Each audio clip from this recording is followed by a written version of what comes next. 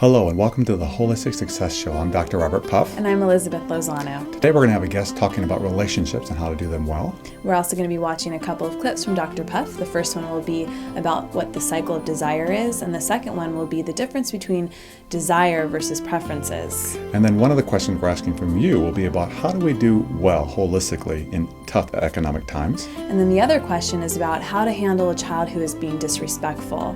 Thank you so much for joining us on the Holistic Success Show. We hope you enjoy this episode.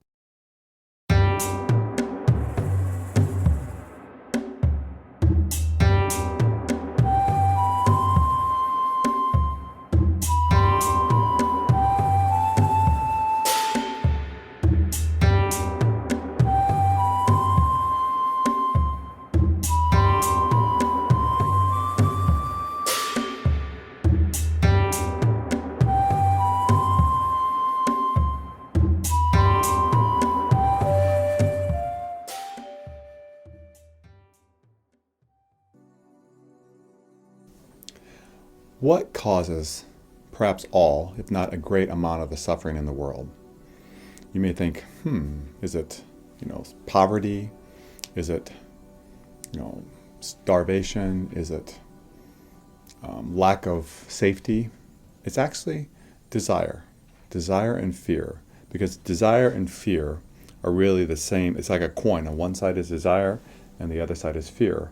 And that's really where most, if not all, the suffering in our world comes from. So let me explain what I mean by desire and fear. As we go through life, we want certain things. We may want a spouse. We may want a job. We may want a certain amount of income. And if we think if we have those things, all will be well. And the flip side of that is when we get something, we say, I don't want to lose that, or I don't want that bad thing to happen. I have a spouse, I don't want to lose my spouse. I don't want an illness to come. I don't want my job to be taken away from me. So what happens is in life, we grasp things. I really, really want this. And if I get this, I'll be happy. Or we're afraid of things. Oh, I hope this never happens. If this happens, I will suffer. Or when you get things, you say, please don't take this away or I will suffer. And let me use an example to illustrate what I mean. Let's say your passion, your goal in life is to find the perfect mate. The person that you can spend your life with, and if you find that person, all will be well. So in the interim of looking for your mate, you find that you're suffering because you don't have that person yet. You're waiting, someday I'll find my mate, and then someday I'll be happy and whole and happy, and everything will go well. But until that day happens, you're going to suffer. So that's where the desire causes you suffering, because you don't have something, you're lacking, and you want something. Now let's say you find your mate, and you really find someone who's wonderful. Well, that mate can cheat on you. That mate can die. That mate can leave. That person that you love, your soulmate, can do so many different things that is in their control or out of their control.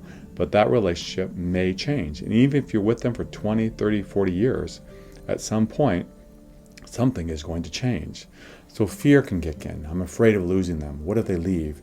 I have this boyfriend who I really love, but I'm always afraid. I'm fearful. So the flip side of desire is fear. They're really kind of the same thing, but they're both there and they cause us suffering.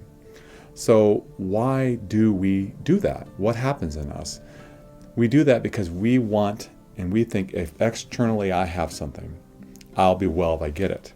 And the reality of it is, one thing in life is very much guaranteed, is what's called impermanence. Life is always changing. Nothing really stays the same. And because life is changing, if you try to grasp that which is changing, you cannot. I mean, if you put your hands in a river and try to, take a chunk of the river out, the water will just fall out of your hands. You can flow with the river. You can be present with the river. But if you try to stay in one place, the river pushes against you and it causes you suffering. So the same way in life. If you flow with life and saying, I would like to find a soulmate. I would like to have a really good job. But right now, what do I have? Maybe I have a nice, relationship. Maybe I have some really good friends.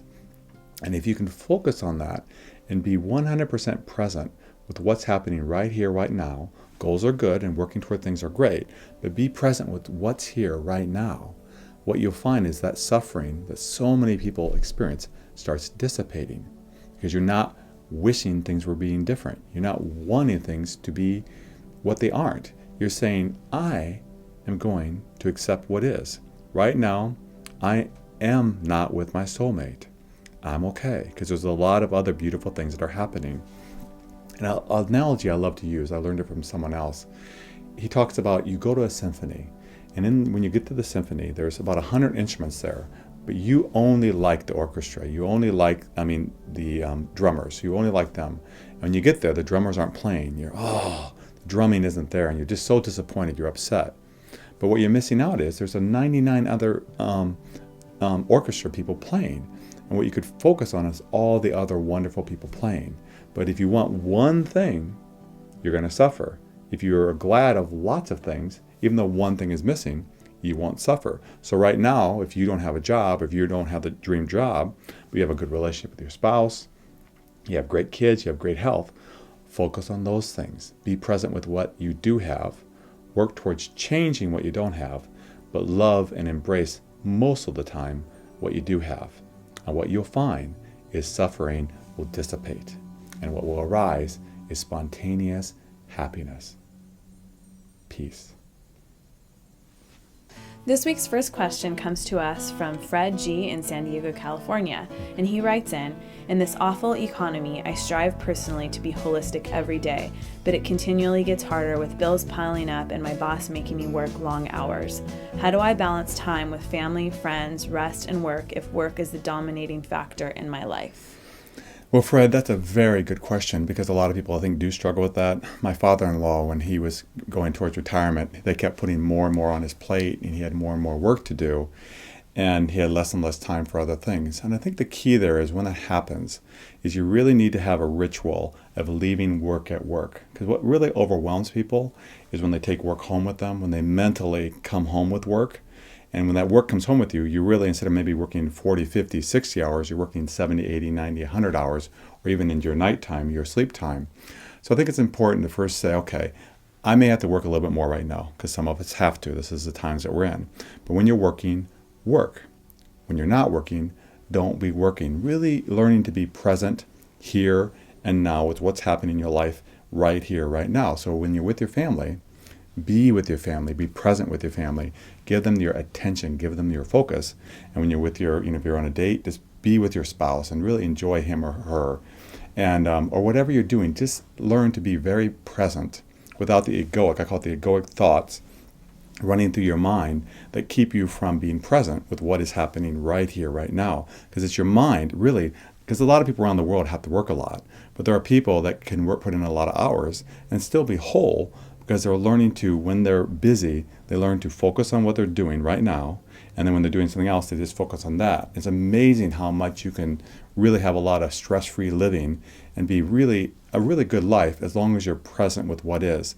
What tends to overwhelm us, even if you work 20 hours a week, if you're only working 20 hours a week, but you're thinking about the job, the 80 hours a week the rest of the time, worrying, perseverating, that causes a lot of suffering. So the key of it is to work when you work, and when you're not working, be present with what is happening. And I think another important element is because you, of course, want to be healthy as well. And think about how many times people are taking cigarette breaks, which we do not recommend. If you're smoking, please find a way to stop, because it's not good for you.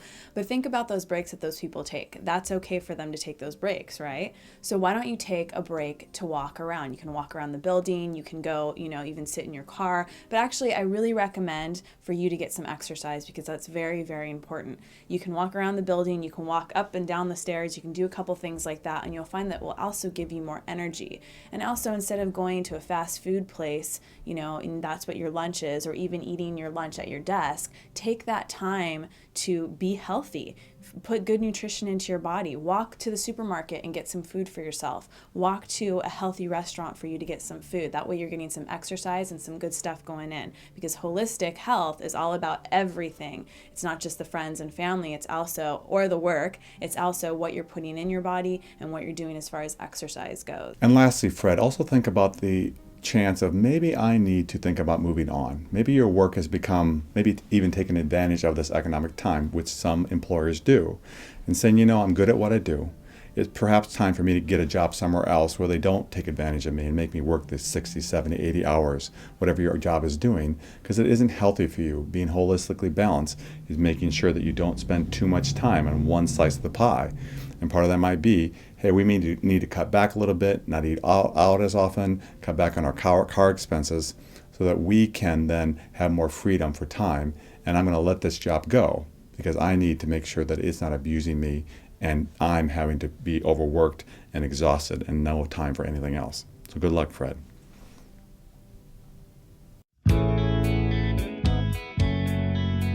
I'd like to welcome Dr. Selena Matthews to the show. She is a clinical psychologist and has a private practice in Beverly Hills, California, and she's here to talk to us today about relationships. So welcome to the show. Thank you so much. Thank you for having me. Of course. So if you can share with us a little bit about the work that you do with couples and kind of how you approach things. Okay. Well, first of all, relationships are never easy, but in this difficult economic downturn, we have to work a little bit harder to make our relationships work. And one of the most important things is a couple, and that is integrity and respect. If you respect your mate and you have integrity in the relationship, a lot of things will be better, don't you think? I absolutely agree. I think that's very important because I think that when we get so stressed out, we forget about the other person and we forget to keep all the integrity and the respect in place. And one of the easiest ways I can think about relationships is, a lot of times people don't know what direction the relationship is going or what they want out of a relationship.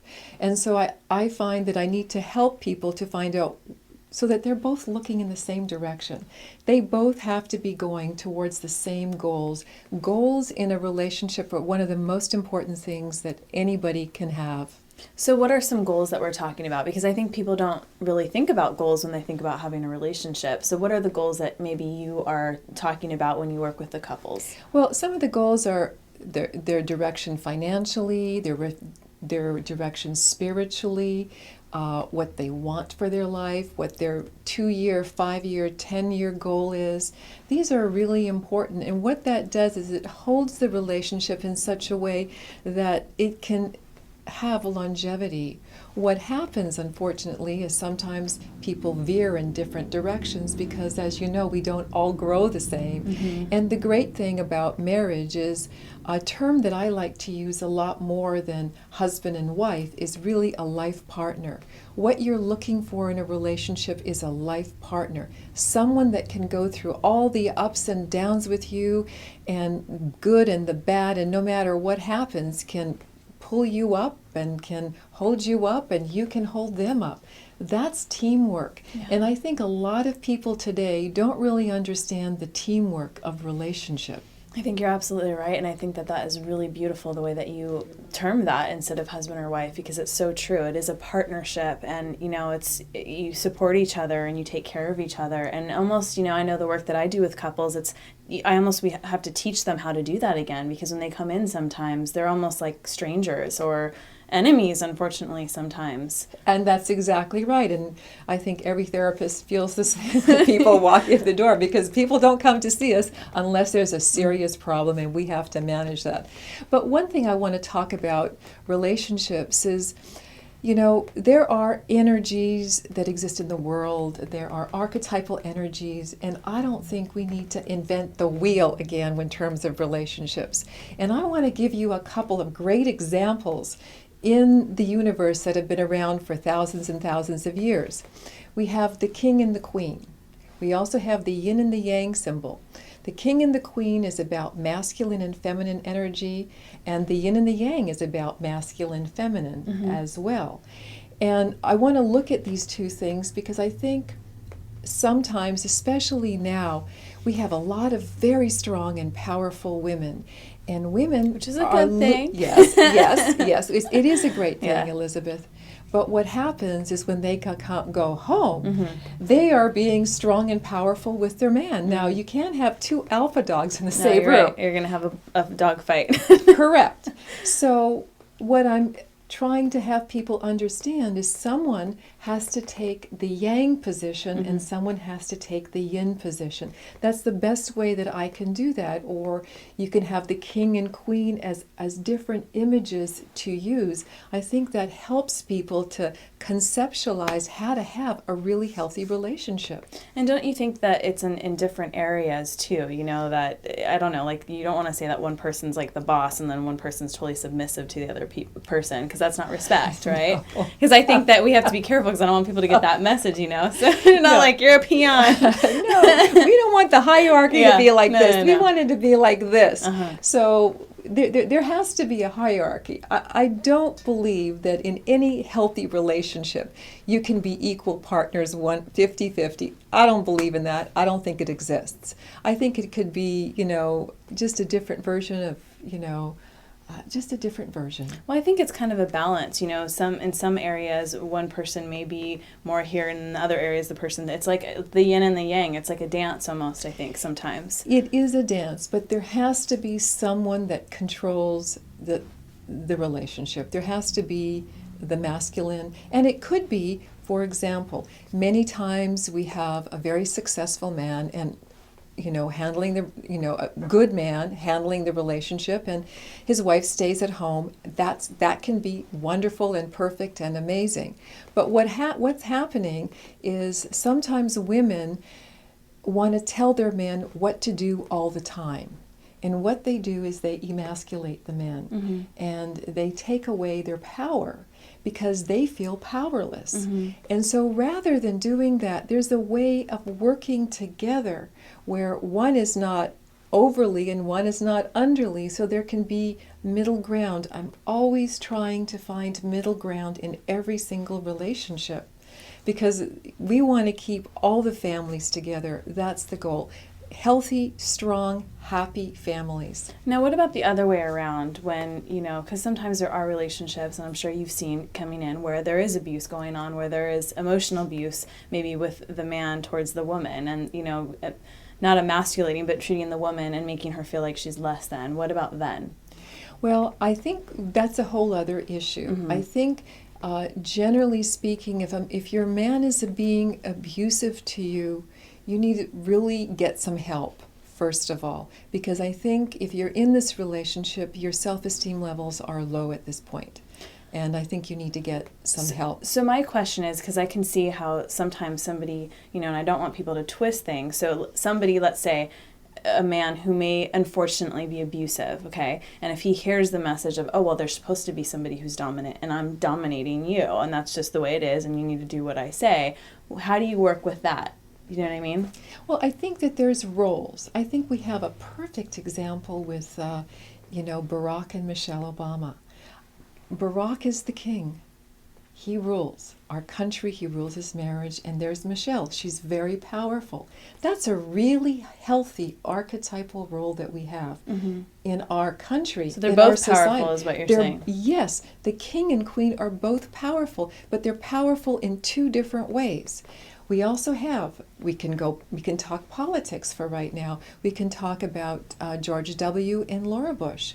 Also, they have a different dynamic, but that's a king and queen role. Both respectful, have integrity, love for each other. There's two great roles that we have, and we've had some unsuccessful roles in the government recently, but those are two roles that have been very powerful and very successful that we can look at different versions, and there's movement within that. But the yin and the yang. Now, one point that I really wanted to also bring up to your attention, a woman can also have the yang role.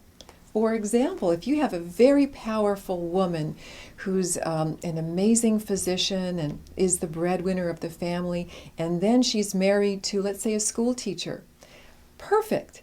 She brings in the money. He's with the kids, they have a great life, it works. So not always does the man have to be in the yang position. The woman can be in the yang, but the man, you can't have two yang people, you can't have two kings, you can't have two anything. You have to have, it's got to be balanced. So it doesn't matter if it's gay or straight, it doesn't matter. But there has to be, I believe, someone who is running the relationship and with respect and understanding of the other person. Now, Dr. Matthews, if people want to get a hold of you or find out about the work that you've done or that you're working on, how can they find you? The best way and easiest way to find me is through my website, www.selinamatthews.com. And I know that you have a book that you've got. Yes, I do, and I'm so very excited about it. It's called The Transformational Power of Voice. It's due out February of 2010, and it's about your voice and how powerful your voice is and what we can actually hear in your voice. We can hear everything from your level of consciousness to if you're healthy, or all the power that we have, the power that you have in your voice, and how it's affecting all the people right across the world. It's really important. It's a must for anyone who really deals with communication. Well, I can't wait to read that. Hopefully I can get a copy of that. I will absolutely send you one. Well, thank you so much for being a guest on our show. It was wonderful to have you. Thank you. Earlier today, I talked about how suffering comes from desire and fear. I want to give you a really healthy tool to deal with that, to make that get quieter, to dissipate, so that you can really be happy in the here and now. And that word today is preferences. And what do I mean by that? Preferences are wanting things, but being okay if you don't get them. Like, for example, let's say you want a really nice car. You say, oh, if I had this car, all would be well. But you don't have that car, so suffering arises. So instead, what you do with preferences is saying, I do need a car. I need to get back and forth to work, and I would like this car. However, there's a lot of models to choose from, and this is the income I make, and this is the quality of the car, and you're taking things into factor and not taking into factor what other people are going to think about you, because that really causes a lot of suffering when you buy things or you want things in life to get the approval of other people, because that is very transitory. Sometimes they like you, sometimes they don't. True happiness, true peace comes from inside. You want approval from yourself. You want to love who you are and really not looking for it too much outside. It's wonderful for people to love you, but if you look for it externally, they can change. But if you love who you are, all goes pretty well, actually. So what preferences does is preferences helps you navigate life's course. Because in life, you are going to want things. You go to a restaurant, and let's say, I really would like some chicken soup. And you get there, and they don't have chicken soup. Now, if you do the old way, you say, oh, this is disgusting. What's wrong with this restaurant? I'm going to leave this place. And you're mad, you're upset. And, that's the only person who's suffering there is you. Now, if you go to the restaurant and you say, I like some tomato soup today. And the matron says, well, I'm sorry, sir, but we're out today. But we have chicken soup, and we have beef stroganoff, and all these different other types of soup. You say, hey, tomato soup, chicken soup, yeah, what do you recommend? And they recommend one to you, and you choose that, and it's good soup. It's really good, and you like it, because now you have a preference. You prefer to have the one soup, but you take what life gives you, because sometimes life doesn't give you what you want. I'm sure we all have had that experience. And if you go through life with preferences, saying, hey, I really would like this, but I don't have to have this. Life you relax. It's almost like your muscles would just start melting.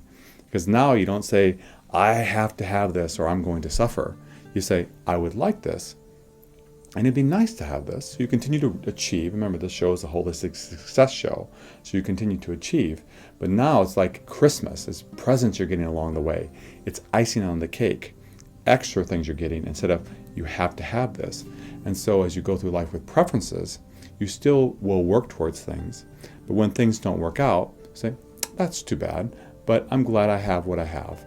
And it really helps which the ultimate goal is living in the here, living in the now. Because when you do that, all is well. So have a full life, have a rich life with preferences instead of I have to's. Peace. Our second question this week comes to us from Sandy in Atlanta, Georgia, and she writes in, my son spends long hours with his friends on school nights, so it is difficult to reach him. My husband and I divorced, so I feel at times he doesn't respect me. How do I convey my love for my son and get him to listen to me? Well, Sandy, the first thing is you want to display your love, and I really like that. That's what we always want to do with our children. Till we die, we love them unconditionally.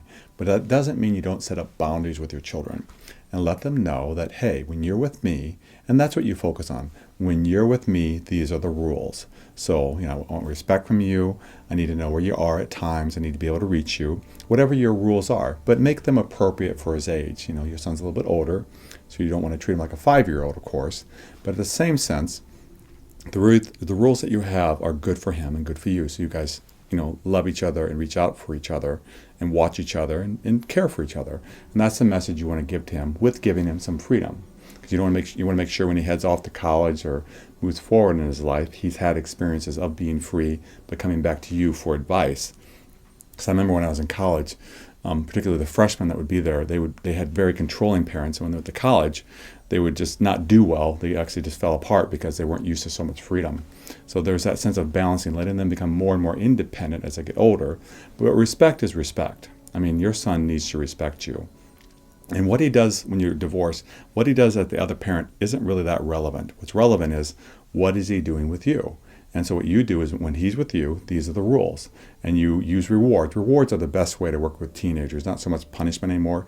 Saying, hey, would you like your cell phone if you're paying for it? Would you like the car? Would you like money? Go out. That's what you use. You don't focus on, I'm going to take things away. You say, if you want these things from me, then I need this from you. It's more of a kind of a business relationship, in a nice, loving way. Because teenagers want lots of things. I can guarantee you that. And so if you give to them, when they give to you, after they give to you, it works out really well. Don't you think, Elizabeth? I do absolutely agree with you. And I also think it's important, if you get to the point where, you feel like you're hitting a wall and you can't gain that respect from your son, I really recommend to get help. Go to a therapist, go to a family therapist or a psychologist, somebody that might be able to help you. And, don't think that it has to be an astronomical amount. There's a lot of different places that you can go to get help, to help communication with your son and building that respect. And I'm sure that they can help you gain the tools that you need to kind of get that respect back from your son and set those boundaries and be strong with him and be firm. And there's also a lot of books and a lot of resources out there for you that you can kind of read up upon. So, and I know that it's hard for you too. It sounds like there's a lot, as a parent, it's hard when you get a divorce, and there's also that feeling of guilt that you might carry. But, you have to realize that you love your son and you're doing the best that you can for him. So you kind of have to let that go and say, I'm here now. What can I do now to be a better parent to my son? And know that he's hurting, yes, but what can I do to be there for him and gain the respect that I need? Because being a good parent is also having that respect from your son. And lastly, Sandy, I also want to suggest a book that we wrote called Raising Healthy Children and Teenagers. It's about how you, as a parent, can raise your son well. And I encourage you to take a look at it, because it's really about the different aspects of being positive, being loving, how to set boundaries, and how to really do parenting well. Thank you so much for your question, and we wish you the best of luck. Our quote this week is by Meister Eckhart, and he wrote, "If the only prayer you ever say in your entire life is thank you, it will be enough." So I think the message there is short and sweet. Be thankful for the things that you have. We have a tendency to focus on the negative, but this week, and hopefully for the rest of your life, focus on the positive things in your life and be grateful for them. Thank you. Thank you for joining us on the Holistic Success Show, but don't forget to write to us with your questions, because we can't do it without you.